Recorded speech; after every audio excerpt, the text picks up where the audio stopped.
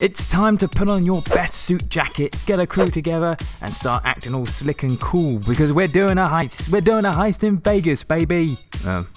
We're not though. We're just doing a film facts video on Ocean's 11. So let's not waste any more time and get stuck in, because if you had questions like how were the crew able to shoot in Vegas, what does Don Cheadle have to say for himself after that god-awful accent attempt, and where does this film rate on the smugness meter?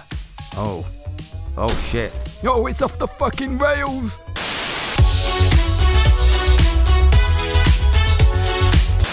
Oh, would you look at that? It's number 1. Ocean's 11 is a comedy heist film directed by Steven Soderbergh, who has directed such films as Solaris, Contagion and Magic Mike. The film is a remake on the 1960 film of the same name, featuring the Rat Pack, and if you ever wanted to watch a bunch of drunk men wandering around rooms for 2 hours and 7 minutes, well, that's the film for you. The film follows Danny Ocean fresh out of prison and ready to get back to living a normal life, while orchestrating an elaborate heist to steal $160 million from casino owner Terry Benedict. Oh, and win back the love of his life. You know, like any average bloke. Ocean's 11 features an impressive cast list which includes George Clooney, Brad Pitt, Matt Damon, Don Cheadle, Andy García, Bernie Mac and Julia Roberts. Wow, looky-loo, it's number 2. In January 2000, Warner Brothers decided to greenlight an Ocean's 11 remake with Steven Soderbergh acting as director. With 11 characters, the filmmakers decided the best way in order for these characters to stand out and stick in the audience's mind was to have big names play the roles. So they cast George Clooney, Brad Pitt and Julia Roberts as some of the main headliners of the film. Johnny Depp was being considered for the role of Linus. The role, however, would later go to Mark Wahlberg, but Mark Wahlberg decided to pull out in order to go film Tim Burton's Planet of the Apes remake. Oh dear. The role eventually went to Matt Damon. Luke and Owen Wilson were in discussions to play the Malloy twins, but the pair had to also pull out of the project due to their commitment to the film The Royal Tenenbaums. The Coen brothers, responsible for films such as Fargo and No Country for Old Men, were also being considered for the same roles, but as we all know, the roles eventually went to Scott Caan and Casey Affleck. Other actors that were considered for the roles in this film included Mike Myers, Bruce Willis, who would actually appear in the sequel as a version of himself, Ewan McGregor, Alan Arkin and Ralph Fiennes. Ooh, it's number 3. Having so many big names in a movie comes with a big old price tag, as the bigger the name, the higher the salary. At a certain point during production, Clooney and many others in the cast realised that this film simply couldn't be made if they all got their regular salary. So a discussion was made by the cast to work for far less than their usual wage in order to make the film. So instead of $2 million for the film, they probably just only got $1 million. Ah, what heroes. Oh, number 4. So Ocean's 11 is based on the 1960 film, Ocean's 11. A film that is, let's just say it's a struggle to get through. By the end of it, you want to be as drunk as Sinatra was in that film. The original 1960 film also featured a number of big names in the cast, which included Frank Sinatra, Dean Martin, Sammy Davis Jr., Peter Lawford and Joey Bishop. And the cast of this remake were just so in love with this movie. Nah, I'm just kidding. They thought it was crap. Or at least that's the vibe you get when you hear that Julia Roberts shared that she tried to watch it but fell asleep twice. And George Clooney also stated that everybody will say, oh, that's one of my favourite films. And I'll always say, have you seen it? Amazing.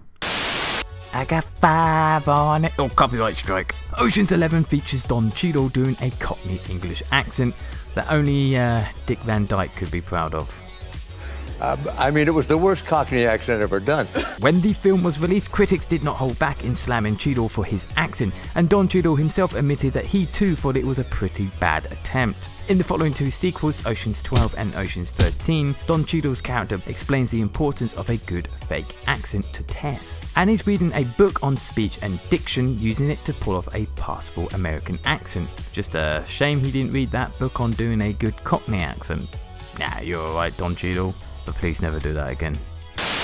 Oh, don't believe it, it's number 6. One of the biggest challenges of making this movie was being able to shoot the scenes in Vegas itself. Las Vegas at the time was receiving up to 35 million visitors a year. The crew had to shoot both scenes on the street of Vegas and inside a casino. Luckily though, the producer of this film, this fine gentleman here, had contacts in Vegas and was able to get the actual real-life Bellagio casino to allow them to film inside. This meant that the crew were able to do things like control the fountain that we see in the film, be able to close off the entrance and the valet parking, and be able to shoot right on the casino floor with actual customers watching the production from the sidelines. The crew were able to shoot during the day between 6 AM and 4 PM. One of the scenes the crew couldn't shoot in the casino was the casino's vault, because apparently they don't have one. They definitely don't have one. Don't bother robbing them, because it's definitely not there. Yeah, I think I know what they're getting at. So the crew had to create their own vault. This gave them a lot of freedom and creativity in terms of design and the way they could shoot the scenes. Number 7, baby. Number 7. One of the last few scenes of the film includes a scene in which the 11 all stand and watch the water display after completing the heist. The actors in the scene were not given specific instructions on where to stand and who to stand next to, but instead were just told to stand wherever they felt comfortable. Halfway through shooting this scene, a decision was made to have the character of Sol be the very last member of the 11 to walk away. The idea behind this was that Sol was the oldest and most experienced of the group, and Sol is reflecting on this, being that this may be his last ever heist. This scene was the very last scene the crew shot in Vegas. You wanna know a secret? It's number 8. Right, time for some quick facts. Quick facts, coming at ya. Watch out. Quick facts. As well as being allowed to film inside the Bellagio, the casino also gave the crew permission to access their security system to get real surveillance footage of the casino to be included in the film. The cast would often play pranks on each other during production of this film. One such prank was pulled on Julia Roberts, in which they would arrange a 5 AM wake-up call for her when she didn't need to be on set until noon. That's just fucking mean. Don Cheadle is uncredited in this movie despite having a large role in the film. Cheadle originally wanted to have top billing alongside George Clooney, Matt Damon and Brad Pitt. However, his request was refused, so Cheadle requested that he not be credited at all in the movie. This was later rectified in the following 2 sequels. The scene in which the 11 are discussing the details of the heist at Ruben's house was actually the first time all 11 cast members had been on set together. The scene took about 6 hours to film. George Clooney is apparently a big fan of Guinness, because he had a keg of the stuff installed in his dressing room, which probably meant he was constantly drinking Guinness during the production of this film. Maybe he was taking a page out of Sinatra's book. Good heavens, number 9. Well, we couldn't do a film facts video about this movie without mentioning this fact. Brad Pitt's character is seen eating something in almost every scene. This idea came from Brad Pitt himself. His idea was that a character like Rusty would be so busy helping to plan the heist that he wouldn't have time to sit down and eat, so he would be constantly eating while working.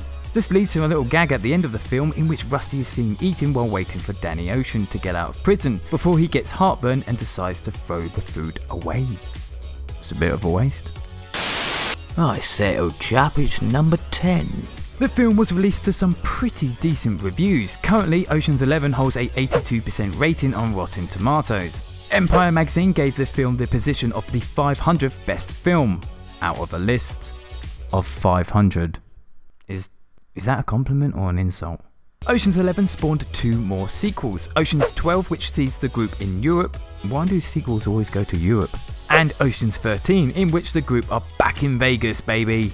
A spin-off film was released in 2018 named Ocean's 8, which included such actors as Sandra Bullock, Cate Blanchett, Anne Hathaway, Sarah Paulson, Rihanna and Helena Bonham Carter, or HBC as I call her. Well, there you go, 10 facts about Ocean's 11. Hey, if you enjoyed this video, then why not give it a like, as it really does help us out a lot. And if you don't want to miss out on anything that happens on this channel, then please do consider subscribing and hitting the bell thingy to stay notified. And while you're at it, why not check out our other Film Facts videos? They cover both film and TV. Well, thanks for watching.